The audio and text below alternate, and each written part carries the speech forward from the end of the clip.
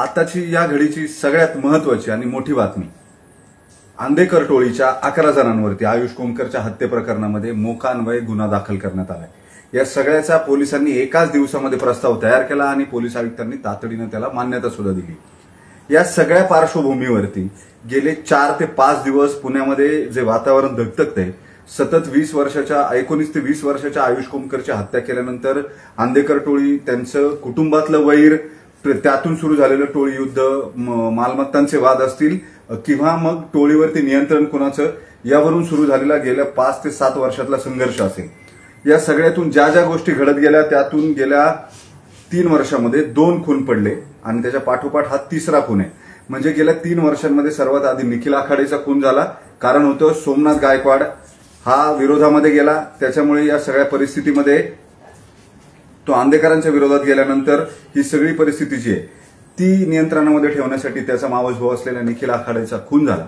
निखिल आखाडेचा खून झाला, त्या प्रकरणामध्ये कृष्णा आंदेकर असेल किंवा या प्रकरणामध्येच आरोपी असलेले 2 जण, अमन पठाण आणि यश पाटील, हे सुद्धा त्या प्रकरणामधले आरोपी होते। तिथून हा रक्तरंजित खेळ जो आहे तो सुरू झाला। निखिल आखाडेच्या हत्येचा बदला सोमनाथनं आणि मालमत्तेवरून वाद सुरू असलेल्या आंदेकरांचे जावई असलेले संजीवनी कोमकर, मुलगी आणि जावई असलेले संजीवनी कोमकर, तिच्यासोबत गणेश कोमकर, या सगळ्यांनी एकत्रित मिळून वनराज आंदेकरचा केलेला खून असेल। हे सगळं झाल्यानंतर पुणे गेले 8 दिवस पुण्यातलं वातावरण जे आहे ते पूर्णतः ढवळून निघालं। वरवर त्याची फारशी कुणाला जरी जाणीव होत नसली तरी या सगळ्या परिसरात राहणारे लोक असतील, नानापेठ, रास्तापेठ, सोमवारपेठ किंवा अगदी गुरुवारपेठ, पुण्याच्या जवळपास पेठ परिसरांमध्ये राहणारी जेवढी सगळी मंडळी असेल, या सगळ्यांमध्ये गेल्या 8 दिवस हा चर्चेचा विषय होता। कुठे हळहळ व्यक्त केली जात होती, या सगळ्या टोळी युद्धातून, गुन्हेगारीतून लहान मुलांचे खून केले जात आहेत, कुटुंबातल्या लोकांचे खून केले जात आहेत, ज्यांचा त्याच्याशी संबंध नाही, अशा सुद्धा चर्चा ज्या आहेत त्या सुरू होत्या। या दरम्यानच्या काळामध्ये गणेश कोमकर याचा विसर्जनाच्या आदल्या दिवशी खून झालेला होता, म्हणजे शुक्रवारी हा खून झाल्यानंतर रविवारी त्याच्यावरती अंत्यसंस्कार करण्यात आले आणि हे अंत्यसंस्कार झाल्यानंतर आरोपी जे ते 3 दिवस मिळून येत नव्हते। ते आरोपी मिळून येत नसल्यामुळे पोलिसांवरती प्रचंड दबाव होता। अखेर पोलिसांनी बुलढाण्याच्या मेहकरमधून समृद्धी महामार्गालगत हे सगळे आरोपी जे आहेत, ज्याच्यामध्ये पहिले 6 जण, स्वराज वाडेकर असेल, तुषार वाडेकर, बंडू आंदेकर, वृंदावनी वाडेकर, जी या तुषार आणि स्वराजची आई आहे, या दोघांना अटक केली आणि त्याच वेळेस गुन्हे शाखेनं पुण्यातूनच अमन पठाण आणि यश पाटीलला अटक केली, जे या हत्ये प्रकरणातले शूटर्स होते। आता हे दोघेही तसे अत्यंत नवखे, मात्र तरी सुद्धा हा त्यांचा 2रा खुनाचा गुन्हा आहे। पहिला निखिल आखाडेचा आणि 2रा आयुष कोमकरचा। या सगळ्या प्रक्रियेमध्ये सोमनाथ गायकवाड याचा मुलगा मुख्य टार्गेट होता, तो वाचला। त्याचा कट जो आहे तो उघडकीस आला। तो भारती विद्यापीठ पोलिसांनी दत्ता काळे नावाच्या आरोपीला अटक केल्यामुळे, त्यांना माहिती मिळाल्यामुळे, आणि मग ही सगळी नावं पुढे आलेली होती।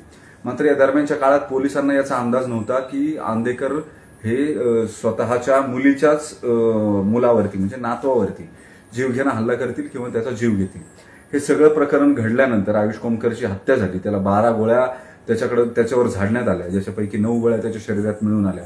हे सगळं झाल्यानंतर लोक तिरस्कारानं का होईना, जे सर्वसामान्य नागरिक आहेत, ज्यांना कॉमन सिव्हिलियन आपण असं म्हणतो, ते तिरस्काराने का होईना या गोष्टीची चर्चा करत होते की हे असं कसं असू शकतं, इतका क्रूर किंवा अमानवीय चेहरा गुन्हेगारीचा तो कसा असेल, अशा असंख्य चर्चा ज्या आहेत ते या निमित्तानं घडत होत्या, ज्याचा दबाव पोलिसांवरती निर्माण होत होता। काल पोलिसांनी 6 जणांना अटक केली। एकूण 8 जण या प्रकरणामध्ये अटक झाली आणि एका दिवसात, म्हणजे 24 तासामध्ये पुणे पोलिसांच्या गुन्हे शाखेनं आंदेकर टोळीवरती मोकान्वये, म्हणजे संघटित गुन्हेगारी विरोधी कायदा जो आहे त्याच्या अन्वये कारवाई जी आहे ती करायचा प्रस्ताव पोलीस आयुक्तांच्या समोर ठेवला। संध्याकाळी या प्रस्तावावरती सही झाली आणि आता आंदेकर टोळीवरती मोका लागलाय। हा प्रस्ताव मोका न्यायालयामध्ये सादर केला जाईल आणि त्याच्यानंतर न्यायालय जे तो हा प्रस्ताव स्वीकारेल।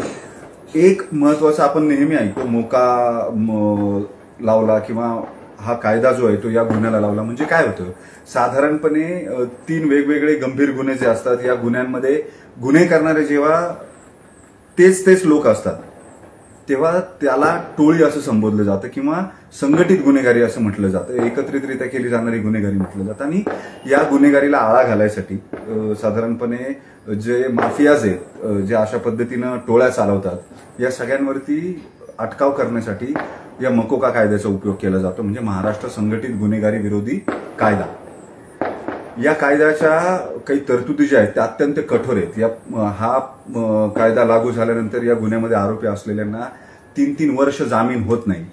त्यात सगळ्यात महत्वाची बाब म्हणजे जर तुम्हाला मोका तोडायचा असेल किंवा ज्याला मोका तोडणं असं म्हणतात, म्हणजे मोका हटवायचा असेल तुमच्या गुन्ह्यावरून, तर हायकोर्टामध्ये तुम्हाला जावं लागतं. हायकोर्टामध्ये या स्थानिक न्यायालयाने मान्य केलेला प्रस्ताव जो आहे मोकाचा, त्याला चॅलेंज करावं लागतं. तिथं आर्ग्युमेंट करून जेव्हा तो मोका ते लावलेलं कलम किंवा तो लावलेला कायदा हा व्हॅलिड आहे की नाही हे उच्च न्यायालय ठरवतं.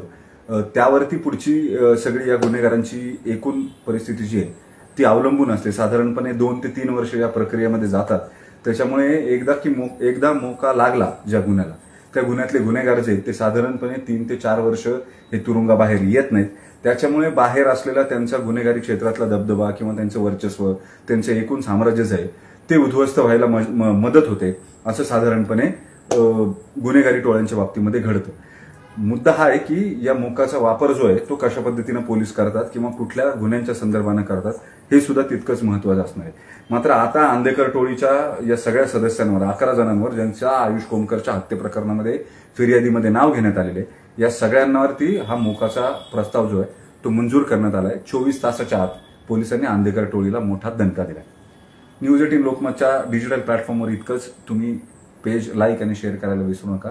धन्यवाद.